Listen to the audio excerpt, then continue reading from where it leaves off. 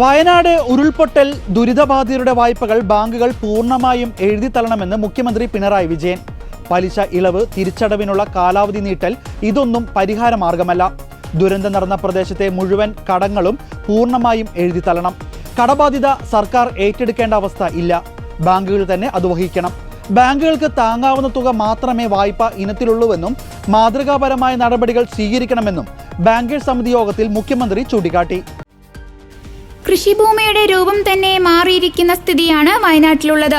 തുടർവാസമോ കൃഷിയോ ഈ പ്രദേശങ്ങളിൽ സാധ്യമല്ലെന്നാണ് റിപ്പോർട്ടുകൾ പറയുന്നത്.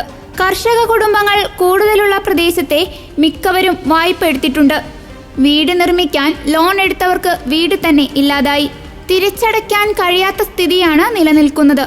മാതൃകാപരമായ നടപടികൾ ബാങ്കുകൾ സ്വീകരിക്കണം. കേരള ബാങ്ക് അതിൽ മാതൃക കാണിച്ചു.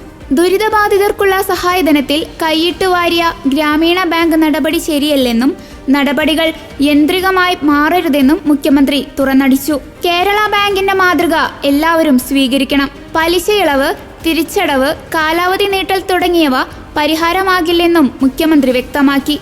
സർക്കാർ ദുരന്തബാധിതർക്ക് നൽകിയ അടിയന്തര സഹായത്തിൽ നിന്ന് EMI തുക പിടിച്ച കേരള ഗ്രാമീൺ ബാങ്കിന്റെ നടപടിയെ മുഖ്യമന്ത്രി രൂക്ഷമായി വിമർശിച്ചു. സഹായധനത്തിൽ നിന്ന് EMI പിടിച്ചത് ശരിയായില്ല. ബാങ്കുകൾ ഈ ഘട്ടത്തിൽ യാന്ത്രികമാകരുതെന്നും മുഖ്യമന്ത്രി കൂട്ടിച്ചേർത്തു. ഇതിനിടെ വയനാട്ടിലെ ദുരിതബാധിതർക്കുള്ള സർക്കാരിന്റെ അടിയന്തര ധനസഹായം അക്കൗണ്ടിൽ വന്നതിന് പിന്നാലെ വായ്പാ EMI പിടിച്ച സംഭവത്തിൽ കേരള ഗ്രാമീൺ ബാങ്കിനെതിരെ പ്രതിഷേധം ശക്തം. ദുരിതബാധിതരുടെ പണം അക്കൗണ്ടിൽ നിന്നും പിടിച്ച ബാങ്ക് മാനേജർ മാപ്പ് പറയണമെന്ന് DYFI ആവശ്യപ്പെട്ടു. അതുണ്ടായില്ലെങ്കിൽ ബാങ്കിനെതിരെ ക്യാമ്പയിൻ നടത്തും. പൊതുസമൂഹത്തോട് ബാങ്കിന് കടപ്പാടില്ലേ എന്നും DYFI ചോദിച്ചു. പ്രശ്നം പൂർണ്ണമായി പരിഹരിച്ചില്ലെങ്കിൽ ജില്ലയിലെ സകല ബ്രാഞ്ചിലേക്ക് സമരം വ്യാപിപ്പിക്കുമെന്നും DYFI, youth Congress, youth league, Yuva Morcha സംഘടനകൾ അറിയിച്ചു.